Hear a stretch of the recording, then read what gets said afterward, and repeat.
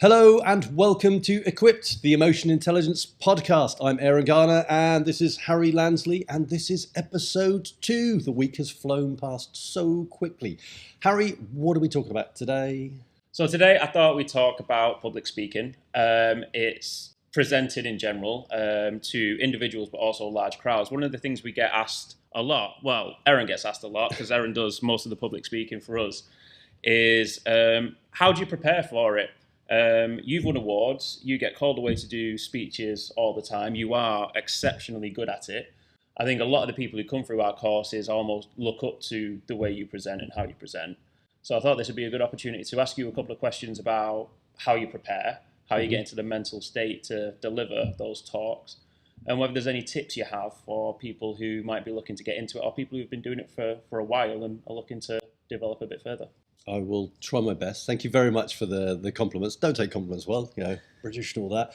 But yeah, I will do my best. I will do my best. So, from a public speaking point of view, I think everyone can do it. It's one of those things that people think if you're up on stage and stuff and you're presented to large groups of people, it's really nerve-wracking. And it can be, but it needs to be reframed. But I come from a place of being painfully shy. So when I was a kid at school, the idea of having to speak in front of the class or get up in front of the class and do anything was hideous. But over the years of meeting the right people and being in the right groups and practice, I think it starts to come with time. So fire away and I'll try my best on anything you ask. So you said initially shy and then meeting the right people, developing over time. Was it a bit by bit process, or was there a particular moment where you were like, well, actually, I enjoy this and I'm pretty good at it? I think the early stages of public speaking and presenting, I was still nervous. Right. So I'll put that in inverted commas, nervous. But now I reframe it as excitement and I enjoy that process. But probably, I don't know, a couple of decades ago when I was sort of learning more about self-confidence and the kind of psychological game of self-confidence, which links very much into that emotional intelligence aspect that we talk about, that impact of knowing that public speaking and presentation isn't just a physical game and isn't just about the words that you say, but it's also about that psychological battle that's going on inside our heads. And right. I think as a young person at school, that concept of I'm going to be judged, people don't want to hear what I want to say, why would anyone want to listen to me, that kind of negative internal dialogue that can derail any public speaker is something that sort of being aware of that and working on that is certainly that first turning point when you become aware of that kind of negative self-talk and the stories we tell ourselves that probably aren't helpful for performance, not just in public speaking and presenting, but in any walk of life. So I think that's probably the realization point of that. Wait a minute, what am I telling myself this for? So right, and that's the way you kind of manage that kind of level of anxiety away. I mean, is it away or is it? No, I don't think it's a way. So again, from an emotional intelligence point of view, we come back to our 4 quadrants. I think of public speaking, we talk about you've got your self-awareness, you've got your self-management, you've got your social awareness and that interaction management piece. So those 4 quadrants are all at play in public speaking. So the self-awareness of how do I feel right now in my body, but cognitively as well, what's going on for me right now, and I need to be aware of that so that I can manage that. And I need to be aware of that before I come on stage, whether that's having a conversation like this or whether that's going on stage in front of lots of people. You need to be aware of that so that you're in the right physicality and the right mental state and the right emotional state. And sometimes that takes a reframe. So yes, I can acknowledge that there's some level of anxiety or nerves. What can I do about that? Maybe I can take a breath. Maybe I can do some affirmations or some kind of mantra. So that works for some people. You're running something through in your mind. Knowing your stuff, obviously, is important. Not trying to blag is important. So being aware that if something comes up, in particular, if a question comes from the audience or from a class, and I don't know the answer, being confident enough to say, you know what, I don't know that. rather than having to know everything and be the expert in the room, because too many people blag. And so I think if you embrace the fact you don't know everything, that helps as well. So you know what you know and be prepared to talk about that, but don't try and blag too far. That's also another Yeah, I mean factor. that's a good point because the irony of trying to answer things that you don't know is people think of it, if I don't know the answer to a particular question, it shows my lack of credibility. It means I don't know this field, I don't know everything within it. But whenever I've watched people talk, you talk, I feel like when someone's got the confidence to be like, you know what, I've got absolutely no idea, but let me look into it.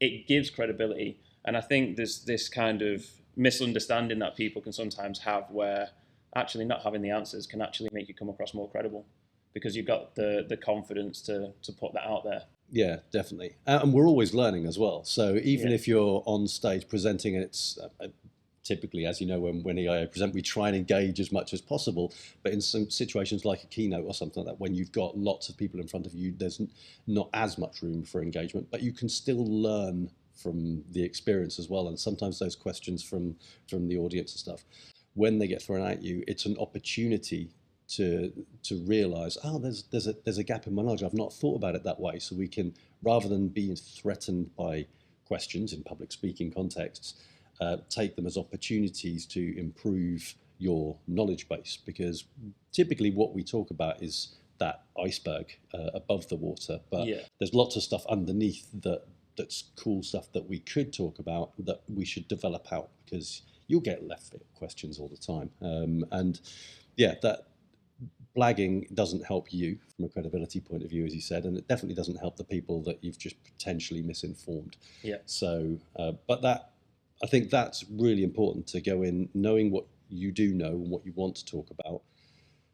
Managing your state before you go on, it's important. So breath work, mindfulness is important. You have to be mindful of your state from moment to moment so that you can pick up on when you are starting to shallow breathe. For example, if you start to get nervous and impact your breathing, and you start your pitch starts going hard, you start speeding up in your words and those kinds of things.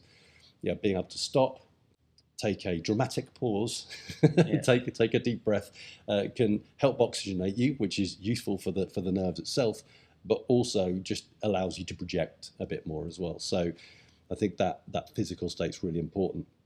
And also you've got the self-awareness piece, which leads to the self-management piece, either before or during, and after, obviously.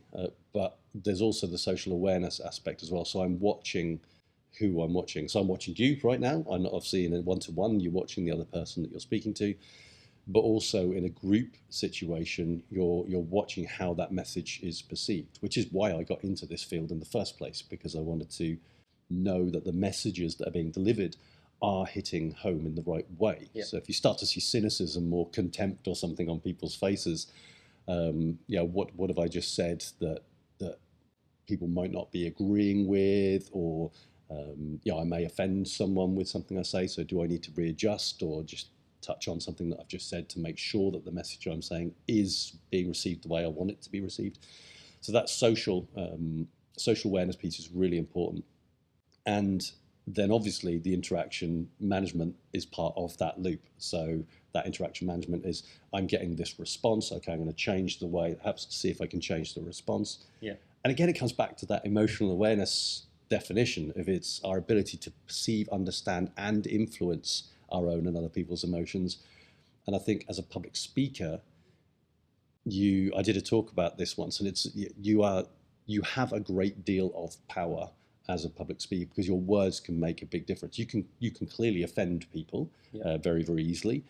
You can motivate people to act. There's lots of different things. So as a public speaker, especially if people actually want to listen to what you're saying rather than they just happen to be in the room, you can really take people on a journey.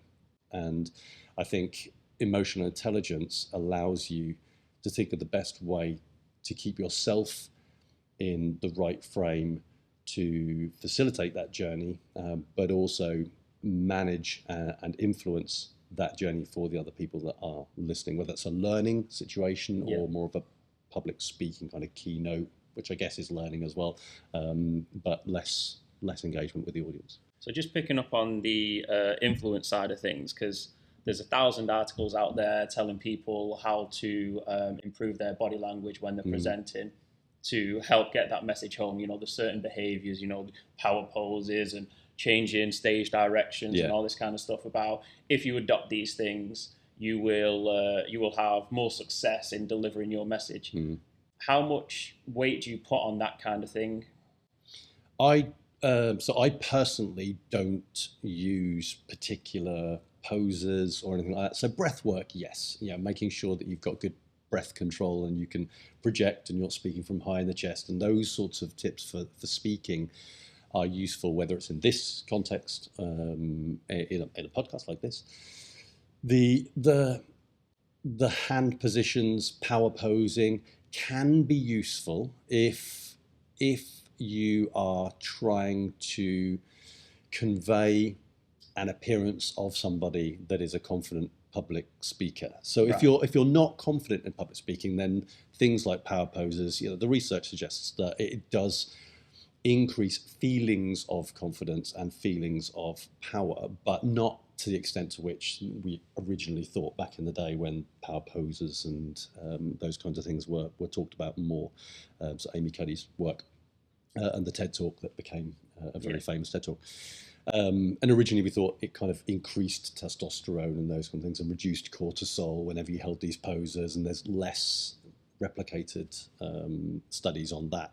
But it does increase, if you stand strongly and powerfully and you stand in a certain way, then it can increase that.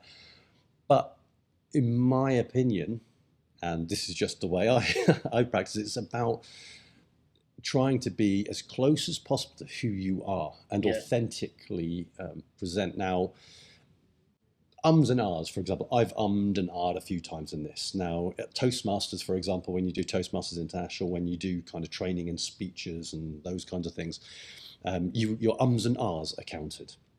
And people get very hung up on not umming and not ahhing. And if you do it too much, it can cause a bit of a distraction for the audience. I do it quite a bit, though, in natural speech. So I do and ah, I do fill my pauses, and I don't really care that much, to be fair. It's how I speak. So I try, even in this context, when I'm talking to the camera and to you, if I and ah, if I hear myself do it, it's like, I've just ummed. But I don't let that bother me. Equally with, how my hands are, clearly I'm not going to start crossing my arms. And if I do this, it feels very unnatural to do this. And every gesture should have a purpose. Is something you learn in public speaking school, essentially. So, but as you know, my hands are generally all over the place, and they don't really have a purpose. So my illustrating gestures, when my hands are moving around to reinforce the words that I'm using, sometimes reinforce the words that I'm using, and sometimes are just kind of flailing around. And that's kind of natural. So people that have seen me speak a lot realize I use my hands a lot and my eyebrows. So my eyebrows mark quite a bit. So there's lots of things that I do that I just embrace. That's the way I speak. And I think if I personally try to act like a presenter and try to do some of the things that are taught to make you look more confident and more credible as a presenter, it doesn't feel like me. Now, some of those things I do automatically, and I think as you become more confident, you automatically start to do those things. So I think it's a bit of a chicken and egg kind of thing. You can fake it till you make it is one of the things that has been talked about, well, since William James, like early psychology. So it does work. But I think be authentic, know your topic. When you're on point and talking about something that you're passionate about, I think people can kind of get that. And we've had conversations before about, someone could be talking about anything. I don't know much about drums, but when you talk about drums, you're passionate about it, and I'm really interested. I probably am not going to go and play drums, but I'll listen because people are on point when they talk about things that they're passionate about. 100%. And for me, with very little experience in the field, but just as a spectator and watching people, I couldn't care less how they behave on stage so much, providing they're passionate about what they're talking about. And it's easy to tell when someone's passionate and then when someone's almost got this script in the head that they're trying to deliver, because it almost looks robotic. These gestures come in and they navigate the stage, and you might as well just be listening to Siri read out that presentation. And I think a lot of the people I spoke to who have been starting out in public speaking is because they're nervous, they feel like learning a script is like their safety net. If I've got the script, I can get through my script. That communicates what I need to. And they put more emphasis on that as opposed to what's my key message. And it's almost like having those 2, 3, even one bullet point in your head of that's my key message. I know enough about the subject. I'm passionate enough about the subject. Just hit the play button and roll with it. Yeah. And you'll nail it. And this is one of the things I've heard you say to people as well, was generally speaking, if you're doing a talk, you probably know what you're talking about. Otherwise, you're making a terrible mistake. Chances are you know more than 99.99% of the people on that topic than all those other people in the room. So trust yourself. And I think that was a really good tip, because I think a lot of the people, especially like you hear imposter syndrome is a big thing. And I think a lot of that is that irrational fear that you're going to get caught out. Yeah. I mean, speaking of which, do you still suffer from imposter syndrome in certain scenarios, talks? I do, yeah, and I think I will hold my hands up, and I'm a card-carrying member of the Imposter Syndrome Club, and I think a lot of public speakers do. And again, coming back to emotional intelligence, it's being aware of the fact that some of the things that you tell yourself, and if before you go on stage, you're starting to think about, why am I here? I don't deserve to be here. I don't know enough about this. Coming back to your point around, you know more than the people in the room. Now, you may not. There might be a couple of people there that are experts in the field as well. But if you go in with that kind of attitude, then it's going to be difficult.